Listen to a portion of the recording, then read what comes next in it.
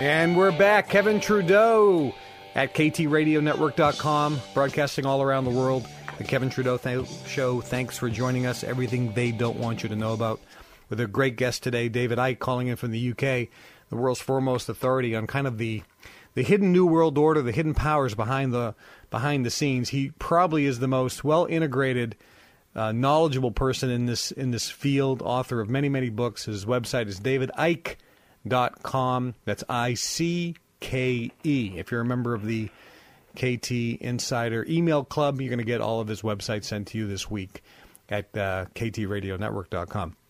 David, explain to me how, again, all this coordinates and how easy it is for it to happen. And more importantly, what's the real downside? How are the average American or the average guy in the streets going to be adversely affected by a one-world currency or one-world government? Well, the structure they've created is real simple. If people think of a transnational corporation, it has a headquarters and it has subsidiary companies in each country which answer to the headquarters. What this network has created is the equivalent of that, only they're secret societies.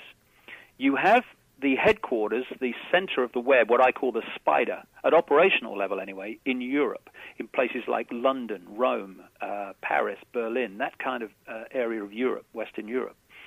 This is for historical reasons. And I'm not talking about the governments of those countries. I'm talking about the secret society web, the center of it, at operational level. In every country in the world, especially places like America, the ones that really make a difference to global society, they have their subsidiary company equivalent. And that's a network of secret societies and semi-secret organizations and the family bloodlines that sit on top of that. They have the job in each country of controlling and manipulating their country's politics, business, banking, medicine, pharmaceuticals, the major corporations, the military, media at ownership level, etc. And their job is to impose the centrally dictated policy from the spider in Europe on their sphere of influence, their country. And through this process, and this is not made up, as said earlier, in a few years hence. This is decades in the planning at least. And so as I've traveled around the world, I've seen the same things being introduced in the countries around the same time, justified by the same excuses, and often the legislation's been virtually word for word. And this is how it's done. And this spider's web goes into the pharmaceutical industry. It also goes into the World Health Organization. It also goes into the Centers for Disease Control. It also goes into the American Medical Association and the British Medical Association. So through the web, anyone that controls the web, i.e. the spider, can dictate policy in a coordinated way through all these apparently unconnected organizations. So you can have control of the pharmaceutical companies and control of the government organizations that are supposed to regulate the pharmaceutical companies. So the regulators and the companies themselves are working as one unit at the highest level.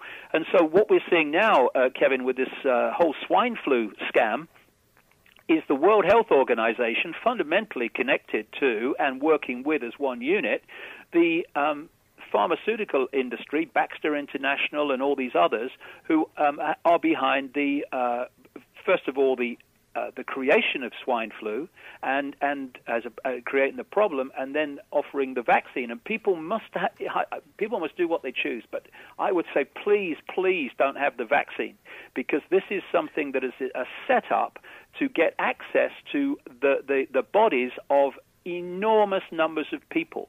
And when you have a situation where a patent is applied for before the problem appears, when you have a situation where the vast, overwhelming majority of people that get this swine flu, if it's even diagnosed correctly most of the time, are having very mild symptoms, and yet you have this insane, crazy, breakneck program on an enormous scale of vaccination, then there's something in the vaccine that they want inside us. And I'm going to put a major article on my website tomorrow giving all the background to this, and also videos by other people that are giving the background. It's so important. Don't have the vaccine or let your kids have the vaccine. You'll regret it forever.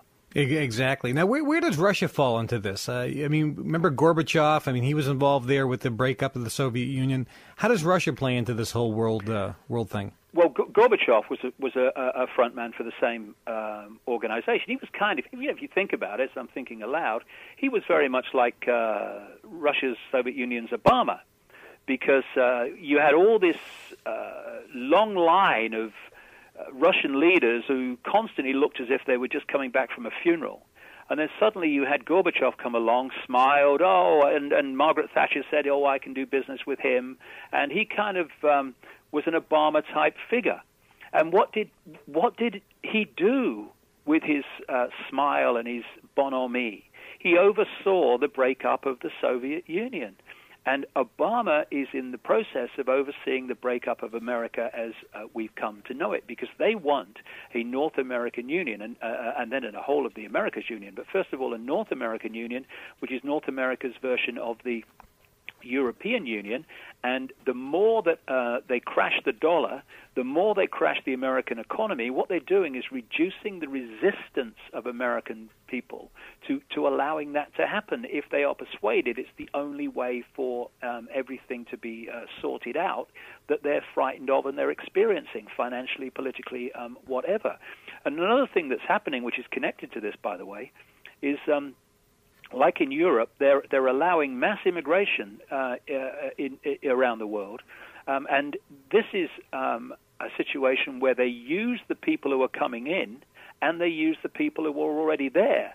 The idea is to get as many people from different cultures in different countries to break up the sense of nationhood.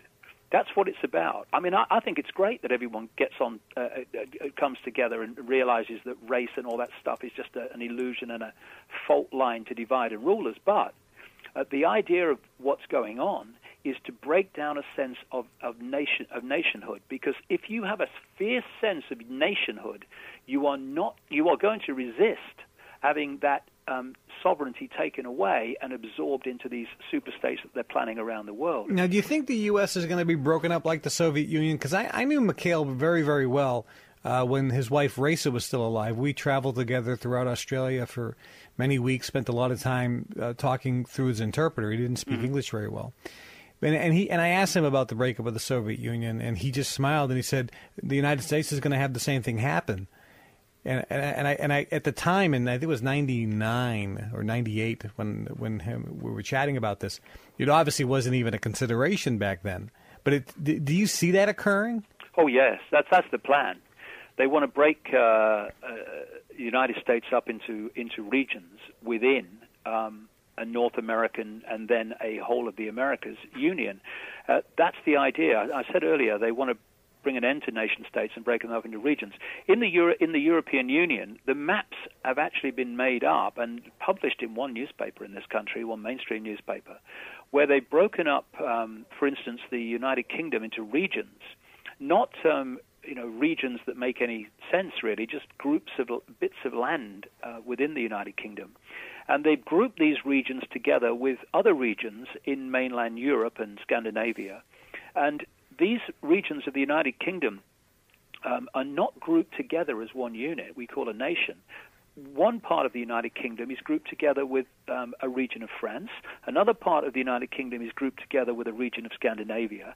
And the idea is quite simple. It's to break up any unity of response and resistance to the edifice of power that I've been describing, the world government at the top, the superstates, European Union, American Union, underneath that, African Union, Asia-Pacific Union.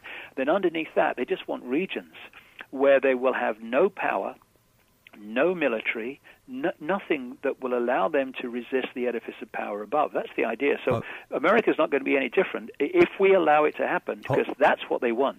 All right, hold on one sec. We're going to take a short break. You're listening to Kevin Trudeau, KTRadioNetwork.com. More with David Icke in just a few moments.